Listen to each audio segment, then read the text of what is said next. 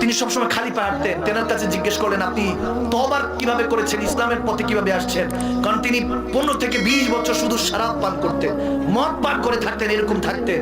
তো এরকম একদিন মদ পান করার জন্য যখন মেয়েখানায় যাচ্ছেন, শরাবখানায় যাচ্ছেন, রাস্তার মধ্যে দেখলেন একটা ছোট্ট কাগজের টুকরা পড়ে আছে, যেখানের মধ্যে আমার আল্লাহর নামটা লেখা।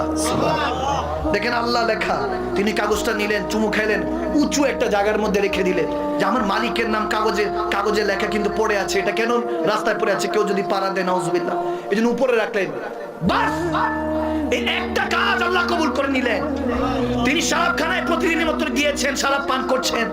হঠাৎ করে এক বুজুর্গ আসলো, ওই শরাবখানায় দরজায় নক নক করলো, টোকা দিলে দরজা খুলে গেল। ওই শরাবখানার মালিক বলল, কি চান?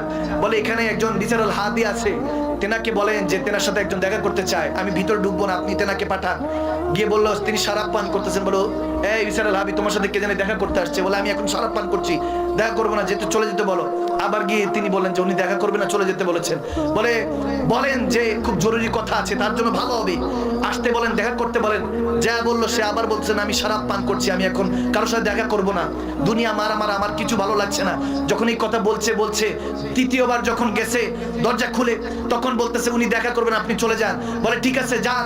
তাকে বলে, আজকে যে রাস্তা দিয়ে আসতে আসতে আল্লাহর নামটাকে চুমু খেয়ে কাগজের টুকরাকে উপরে রেখেছে, সে আল্লাহ আমাকে পাঠিয়েছে। বলেন, তিনি কি আমিনা লাল বাবা আব্দুল্লাহ দুলালের সাথে দেখা করবে না, যিনি সাইয়্যিদুল মুরসালিন রাহমাতুল লিল আলামিন, সে আল্লাহর হাবিবের সাথে কি সেদিন সে দেখা করবে না? তাকে বলেন, তার সাথে দেখা করতে খুদ রাহমাতুল লিল আলামিন এসেছে। তোরাই কি ওই লোক যে বলতেছে এই বিচারুল হাবিব তিনি নাকি ইসলামের পয়গম্বর, রাহমাতুল লিল আলামিন তোমার সাথে দেখা করতে চায়, তুমি নাকি কাগজের টুকরা আজকে আল্লাহর নাম দেখে চুমু খেয়ে উপরে রেখেছো, এজন্য খুদ নবী দো জাহানের রাহমাতুল লিল আলামিন এসেছে তোমার সাথে দেখা করতে।